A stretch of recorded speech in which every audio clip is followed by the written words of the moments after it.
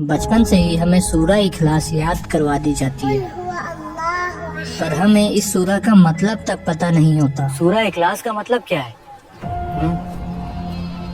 And trust me, अगर आपने ये वीडियो लास्ट तक देखी तो आप समझ जाओगे कि आखिर अल्लाह कौन है और सूरा इखलास रिवील कैसे हुई और इसके पीछे की कहानी क्या है, और ये छोटी सी 4 आयतों की सूरा कुरान के 1/3 के बराबर क्यों है। और सबसे इम्पोर्टेंट सवाल, आज के मॉडर्न टाइम में भी इस सूरा से अल्लाह ताला हमें क्या सिखाना चाहते हैं।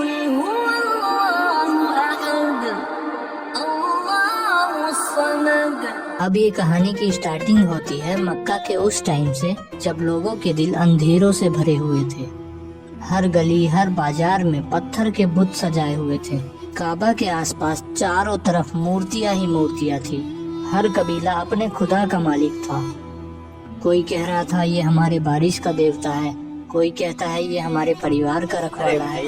ये हमारा बारिश का देवता है, देख कितना सुंदर है। हाँ हाँ, और ये हमारे परिवार का रखवाला है, हमेशा हमारी रक्षा करता है। यही था मक्का का माहौल, अंधविश्वास से भरा हुआ था। लोग उनसे दुआ मांगते थे, उनके सामने सजदा करते थे और समझते थे कि यही उनके रब हैं। अरे भाई, नया बुत आया है यमन से, देखो कितना सुंदर है, कांटे के पत्थर से बना हुआ, बिल्कुल जिंदा जैसा लगता है।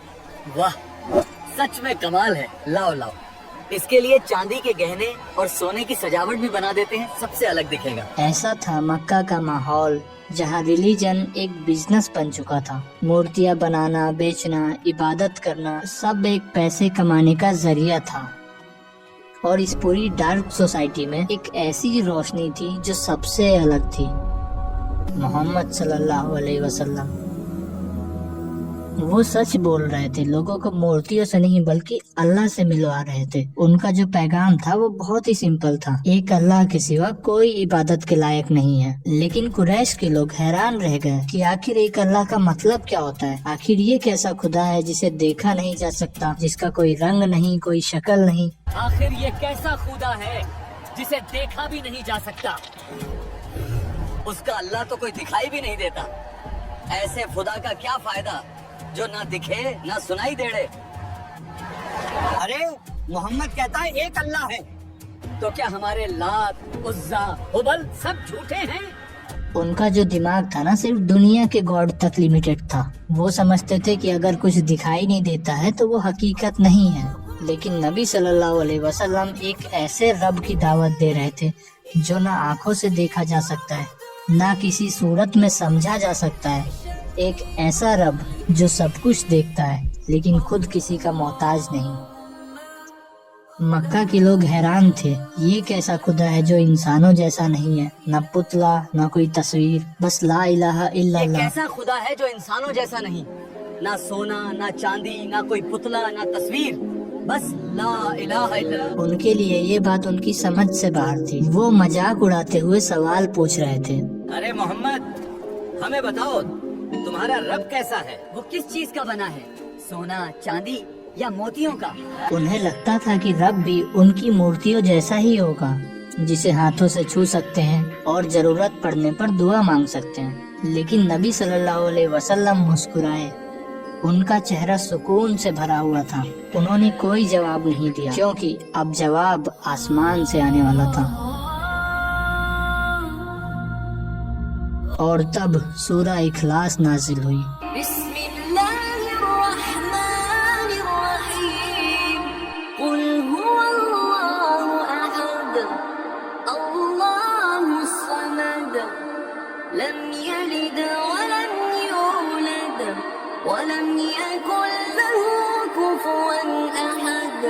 सुभान अल्लाह, ये तो रब का तारुफ है अपने अल्फाज में। अल्लाह अकबर। और यही वो वक्त था जब दुनिया ने पहली बार सुना खुदा का अपना तारुफ उसके खुद के लफ्जों में। सोचो, वो लोग जो सोच भी नहीं सकते थे कि एक रब बिना तस्वीर के हो सकता है, उनके लिए ना ये सूरा एक टर्निंग पॉइंट था। ये सिर्फ कुरान का पैगाम नहीं था, ये उनके सोचने का तरीका बदल देने वाला रिविलेशन था। और अब ये कहानी सिर्फ मक्का की नहीं रही, ये कहानी बन गई है हर उस इंसान की जो रब को समझना चाहता है, हर उस दिल की जो पूछता है कि आखिर कौन है अल्लाह। और इसका जवाब कुरान की इस सूरा में है। آئیے اب اس سورہ کو آسان طریقے سے سمجھتے ہیں۔ یعنی کہہ دو کہ اللہ صرف ایک ہے، نہ اس کا کوئی پارٹنر ہے، نہ کوئی ایکول، نہ کوئی اس کے جیسا، نہ کوئی اس کے برابر ہے۔ اب سوچو ذرا، مکہ والوں کے لیے یہ بات سمجھنا کتنا مشکل تھا۔ وہ تو ہمیشہ سے الگ الگ خداؤں کو مانتے تھے، بارش کے لیے الگ گاڈ، پیسے کے لیے الگ گاڈ، اور ہیلتھ کے لیے بھی الگ گاڈ۔ ان کے لیے تو ہر ضرورت کے لیے ایک الگ گاڈ ہوتا تھا، اور اب محمد صلی اللہ علیہ وسلم ان سے کہہ رہے تھے کہ ایک ہی اللہ ہے جو سب کچھ سنبھالتا ہے، کوئی دوسرا نہیں، کوئی ساتھی نہیں۔ یہ میسج ان کے پورے سسٹم کے خلاف تھا، اسی لیے یہ صرف ایک لائن نہیں تھی، یہ ان کے سوچنے کا طریقہ بدل دینے والی بات تھی۔ مطلب وہ ایٹرنل ہے، ایبسولوٹ ہے، یعنی اللہ ہی ہے وہ جس کے اوپر سب کچھ ڈیپینڈ کرتا ہے، لیکن وہ خود کسی پر ڈیپینڈ نہیں کرتا۔ وہ سب کچھ دیتا ہے لیکن کبھی مانگتا نہیں، وہ سب کو سنبھالتا ہے لیکن اسے کوئی سنبھالنے والا نہیں ہے۔ اب سمپل ورڈز میں سمجھو، ہم جیسے ایک دوسرے پر ڈیپینڈ کرتے ہیں نا، جیسے انسان، ہوا، پانی، کھانا، ٹائم، ایموشن، سب ایک دوسرے پر ڈیپینڈ کرتے ہیں، چاہے وہ سب سے پاورفل انسان ہی کیوں نہ ہو، اس کی زندگی کسی نہ کسی چیز پر بیسڈ ہی ہوتی ہے۔ لیکن اللہ سبحانہ و تعالیٰ وہ سب سے الگ ہے، نہ اسے کسی چیز کی ضرورت ہے، نہ وہ کسی کا محتاج ہے، اسی لیے اسے الصمد کہا گیا ہے۔ وہ بالکل بے نیاز ہے، سب کچھ اسی سے چل رہا ہے لیکن وہ خود کسی سے نہیں چل رہا۔ اور تھرڈ آیت میں اللہ تعالیٰ کہتے ہیں نا، یہ آیت صرف قریش کے لیے نہیں تھی، یہ ہر جنریشن کے لیے ہے، ان کے لیے بھی جو آج بھی کہتے ہیں God came as a human, God has a son. تو اللہ نے اس ایک لائن میں کہہ دیا کہ میں کسی سے پیدا نہیں ہوا اور کوئی مجھ سے پیدا نہیں ہوا۔ اللہ تو وہ ہے جو ہمیشہ تھا اور ہمیشہ رہے گا۔ یہ آیتیں انسان کی سوچ بدل گئی، سب کو سمجھ میں آ گیا کہ رب کوئی انسان نہیں ہے، اس کا کوئی خاندان نہیں، وہ صرف رب ہے، بے حد، بے مثال اور بالکل سب سے الگ۔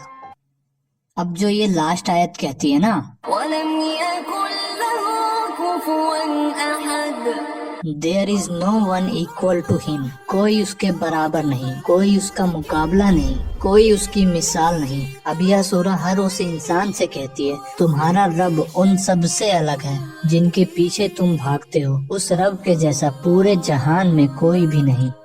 اب ذرا سوچ کے دیکھو، ایک سورہ جس میں صرف 4 آیتیں ہیں، انہی 4 آیتوں میں ہے قرآن کا مین میسج، کیونکہ نبی صلی اللہ علیہ وسلم نے فرمایا سورہ اخلاص equal to 1/3 آف دا قرآن۔ لیکن اب سوال یہ ہے کہ آخر کیوں یہ قرآن کے 1/3 کے برابر ہے؟ تو وہ اسی لیے نا کیونکہ قرآن کے 3 میجر تھیمز ہیں۔ پہلا توحید یعنی ونس آف گاڈ، اور دوسرا رسالت یعنی پروفیٹ ہوڈ، تیسرا آخرت یعنی آفٹر لائف۔ تو سورہ اخلاص جو ہے نا وہ پورا پہلا تھیم ڈیفائن کرتی ہے، توحید۔ تو اب اس کا مطلب یہ نہیں ہے کہ ہم باقی قرآن کو پڑھے ہی نہ، بلکہ اس کا مطلب یہ ہے کہ ہمیں اس سورہ اخلاص کو پڑھنے پر قرآن کے 1/3 برابر برکتیں ملیں گی۔ اب سورہ اخلاص میں اللہ تعالیٰ اپنا خود تعارف کرا رہے ہیں کہ آخر میں کون ہوں، وہ نہیں جو انسان سمجھ رہا ہو، بلکہ رب خود کہہ رہا ہے میں ہی ہوں جو سب کچھ چلا رہا ہوں۔ اب یہ سورہ نا ان سب بلیف کا انکار کرتی ہے جو اللہ کو اس کی کریشن کے جیسا سمجھتے ہیں، نہ وہ کسی مورتی کے جیسا ہے، نہ وہ کسی شکل میں ہے، وہ صرف احد ہے، بس ایک اور صرف ایک۔ احد کا مطلب ہوتا ہے جو کبھی ڈیوائیڈ نہیں ہوتا، جو نہ 2 ہو سکتا ہے، نہ حصوں میں بانٹا جا سکتا ہے۔ اب یہ سورہ ہمیں ایک ریالٹی یاد دلاتی ہے کہ ہر ٹائم، ہر حالات میں ہم اسی پر ڈیپینڈ کرتے ہیں۔ جب ہم رو رہے ہوتے ہیں تو وہ سن رہا ہوتا ہے، جب ہم غم میں ہوتے ہیں تو وہ پاس ہوتا ہے، اور جب سب چھوڑ دیتے ہیں نا تو صرف وہی ہوتا ہے۔ یہ سورہ ہمیں یاد دلاتی ہے کہ جہاں دنیا میں سب کچھ بدلتا ہے وہاں رب کبھی نہیں بدلتا۔ سے یعنی کہو کہ اللہ ایک ہے، بس اتنا ہی کہہ دینا ہی ایمان ہے، اور یہی ریالٹی ہے۔ سورہ اخلاص نے ہمیں بتایا کہ اللہ صرف ایک ہے، نہ اس کا کوئی پارٹنر، نہ بھائی سچ میں یہ سورہ اخلاص ہمیں سکھاتی ہے کہ صرف ایک ہی اللہ ہے، ہاں، اور وہی سب کچھ سنبھالتا ہے، ہمیں ہر حال میں ساتھ دیتا ہے۔ میں نے سوچا نہیں تھا کہ صرف 4 آیات اتنی بڑی بات بتا دیں گی۔ سچ میں آج کے ٹائم میں بھی یہ ہمیں ریمائنڈ کراتی ہیں کہ بھروسہ کیول اللہ پر ہونا چاہیے. Sometimes it feels like we have lost everything. But then I remember, He is still there. اگر آپ نے کچھ نیا سیکھا تو اس ویڈیو کو شیئر ضرور کرنا اور کمنٹ میں بتاؤ کہ نیکسٹ ڈاکیومنٹری کس سورہ پہ ہونا چاہیے. اور ہاں، اگر آپ نے ابو لہب والی ڈاکیومنٹری نہیں دیکھی تو وہ ضرور سے دیکھو. میں آپ سے وہیں ملوں گا.